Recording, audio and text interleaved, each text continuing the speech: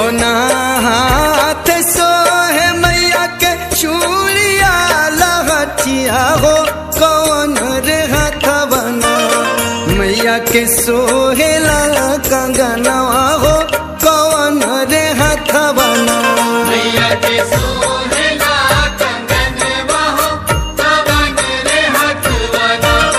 मैया के सोहेला कंगनवा हो कौन रे हथवना बाएं हाथ सोहे मैया के चूड़िया लहठिया हो दाहिनवे हथवना मैया के सोहेला कंगनवा